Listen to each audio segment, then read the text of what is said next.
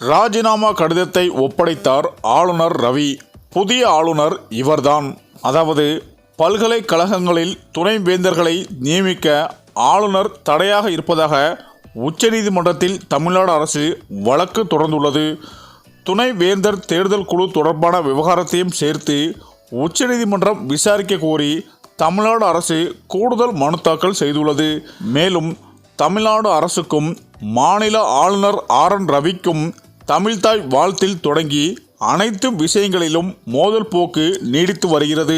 இது போன்ற சூழ்நிலையில் ஆளுநர் ரவிக்கு எதிராக தமிழ்நாடு அரசு தரப்பில் உச்சநீதிமன்றத்தில் 2 ரிப்போர்ட் மனு செய்யப்பட்டது. இது போன்ற கடந்த வாரம் ஒரு புதிய ரிப்போர்ட் மனு தாக்கல் செய்யப்பட்டது. இந்த மனுக்கள் அனைத்தையும் கடந்த 17ஆம் தேதி விசாரித்து உச்சநீதிமன்றம் இந்த வழக்கை 1 வாரத்துக்குள் ஒத்திவைக்கிறோம் என, அதற்குள் ஒன்றிய அரசு மற்றும் தமிழ்நாடு ஆளுநர் RN ரவி ஆகியோர் தரப்பில் இந்த விவகாரத்தில் ஒரு தீர்வை காண வேண்டும், இல்லையெனில் வழக்கை நாங்களே விசாரித்து இறுதியாக தீர்த்து வைப்போம் என தெரிவித்தது. இந்த நிலையில் தமிழ்நாடு ஆளுநர் RN ரவிக்கு எதிரான வழக்கு உச்ச நீதிமன்றத்தில் நீதிபதிகள் தலைமையிலான அமர்வில் இன்று விசாரணைக்கு வர உள்ளது. இந்த நிலையில் துணைவேந்தர் தேர்தல் குழு தொடர்பான விவகாரத்தையும் சேர்த்து உச்சநீதிமன்றம் விசாரிக்க கோரி தமிழ்நாடு அரசு கூடுதல் மனு தாக்கல் செய்துள்ளது. மேலும் தமிழ்நாட்டில் 6 பல்கலைக்கழகங்களில் துணைவேந்தர் பதவி காலியாக உள்ளதாக மனுவில் குறிப்பிடப்பட்டுள்ளது. இந்த நிலையில்தான் தமிழ்நாடு ஆளுநர் RN ரவிக்கும் ஆளும் திமுக அரசுக்கும் தொடர்ந்து மோதல் போக்கு நீடித்து வருகிறது. இதனை அடுத்து உச்சநீதிமன்றத்தில் தமிழ்நாடு அரசு ஆளுநர் RN ரவிக்கு எதிரான 2 ரிப்போர்ட் மனுக்களை தாக்கல் செய்துள்ளது என்பதும் குறிப்பிடத்தக்கது.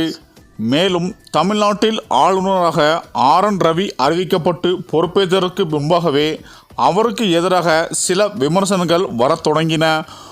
உளவுத்துறையில் பணியாற்றிய ஒருவரை ஆளுநராக நியமிக்கக்கூடாது என விசிக, காங்கிரஸ், கம்யூனிஸ்ட் கட்சிகள் கடுமையான எதிர்ப்புகள் தெரிவித்தன. தொடர்ந்து ஆளுநரின் பல்வேறு கருத்துக்கள், செயல்பாடுகள் சர்ச்சைக்குள்ளானது. தமிழக அமைச்சரவை மாற்றம் விவகாரத்திலும் ஆளுநர் தலையிட ஆளுநருக்கு அரசுக்கும் இடையே மோதல் போக்கு உச்சகட்டத்தை நகர்ந்தது. இந்த நிலையில் அது மட்டும் அல்லாமல் தமிழக அரசுக்கும் ஆளுநருக்கும் தொடர்ந்து மோதல் போக்கு நீடித்து வருகிறது. குறிப்பாக ஆளுநர் ரவி பதவிக்காலம் முடிந்தாலும் ஒன்றிய அரசின் ஆதரவினால் புதிய ஆளுநர் தமிழகத்திற்கு நியமிக்கப்படலாம். இந்த நிலையில்தான் தமிழகத்தில் புதிய ஆளுநராக லட்சுமணன் ஆச்சாரியா வருவதாக சில தகவல்கள் வெளியாகி உள்ளன என அரசியல் வட்டாரங்கள் கூறி வருகின்றனர். சரி, இந்த வீடியோ பற்றிய உங்கள் கருத்துக்களை கமெண்ட்ல சொல்லுங்க. மேலும் வீடியோ பிடித்திருந்தால் லைக் பண்ணுங்க, ஷேர் பண்ணுங்க, மறக்காம நம்ம சேனலை சப்ஸ்கிரைப் பண்ணிக்கோங்க. நன்றி.